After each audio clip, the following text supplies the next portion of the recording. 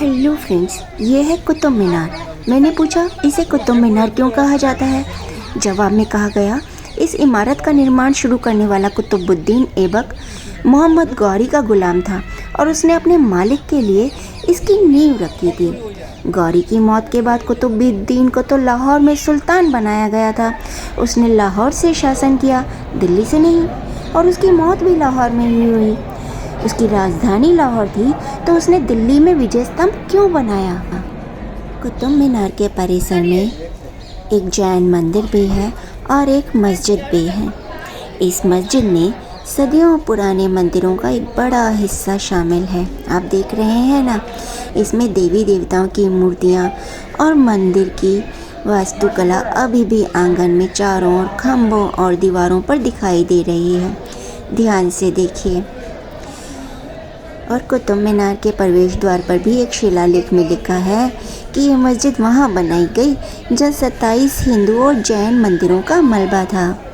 यहाँ पर बहुत सारी मूर्तियाँ हैं फ्रेंड्स, जिन्हें तोड़ फोड़ दिया गया है। कहते हैं कि कुतुब मीनार एक हिंदू टावर था और कुतुबुद्दीन से सैकड़ों वर्षों पहले यहाँ मौजूद था। कुतुब मीनार के पास जो बस्ती है उसे मेहरौली कहा जाता है। मिहिर और अवेली ये भी संस्कृत शब्द है। मेहरौली के बारे में कहा जाता है कि यहाँ पर विख्यात खगोलज्ञ मिहिर रहा करते थे। उनके साथ उनके सहायक गणितज्ञ और तकनीकविद भी रहा करते थे। लोग इस कथित कुतुब टावर का खगोलीय गणना और अध्ययन के लिए प्रयोग करते थे, यानी कि यहाँ पर तारों की जानकारी इकट्ठा करी जाती थी, जिससे कि गणना की जाती थी राशियों की, ग्रहों की, क्या होगा, अब तूफान आएगा, अब ज्वार भाटा आएगा, क्या घटना घटेगी, इस तरह की जानकारी इस शिलालेख को पढ़ती हूँ। सुनिए। नाम जिसका चंद्र है, जिसके मुख की छवि पूर्ण चंद्रमा जैसी है, उस भूप ने भक्ति से अपने मन को विष्णु में लगाकर विष्णुपद नामक पहाड़ पर यह भगवान विष्णु का ऊंचा ध्वज स्थापन किया। ये लिखा हुआ है यहाँ पर।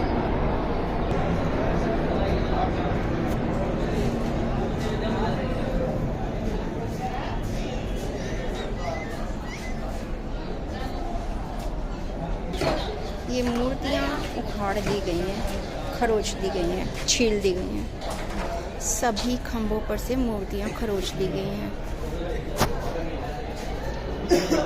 सभी पर से। ये देखिए, यहाँ से भी मूर्ति खुरच दी गई है। हिंदू मंदिर की निशानी मिटाने का काम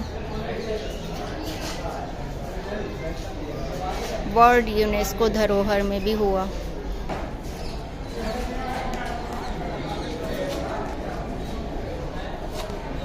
ये देखिए, आपके भगवानों की मूर्तियों को खुरच के मिटा दिया गया। जब यहाँ पर टिकट लगी हुई है सरकारी प्रशासन की देखरेख में, यहाँ से मूर्तियाँ कैसे हटी, किसने हटाई, क्यों हटाई?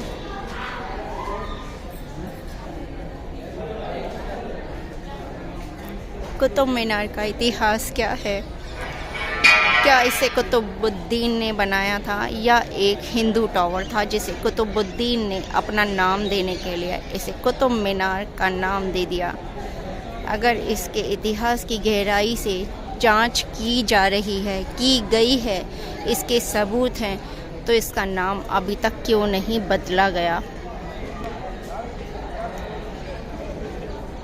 यहाँ पर फिल्मों की शूटिंग भी होती है, जैसा कि आप देख रहे हैं सामान रखा हुआ है। अभी करण जौहर, रणवीर कपूर यहाँ से गए हैं। फिल्मों में भी दिखाया जाता है कि ये कुतुब मीनार है, वर्ल्ड हेरिटेज साइट है और इसका नाम है कुतुब मीनार। क्यों है इसका नाम कुतुब मीनार? इसका हिंदू नाम होना चाहिए, क्योंकि अभी मैंने शिलालेख जो इस पर देखा उस पर लिखा हुआ था, इस पर विष्णु ध्वज लहराया गया था। इसका मतलब ये एक हिंदू टावर था। दूर दूर से लोग बाग इसे देखने के लिए आते हैं। पूरे वर्ल्ड में इसका नाम फेमस है। ईंटों की सबसे ऊंची इमारत, सबसे ऊंची बिल्डिंग, सबसे ऊंचा टावर कुतुब मीनार ही है। जब इतनी प्रसिद्ध है ये टावर, इतना प्रसिद्ध है ये नाम, तो क्यों इसे मुग़ल नाम दिया गया? वो मुगल जिन्होंने भारत पर कब्जा किया, डाकू थे वो। उन डाकुओं के नाम पर वर्ल्ड हेरिटेज साइट का नाम रखना कितना जायज़ है।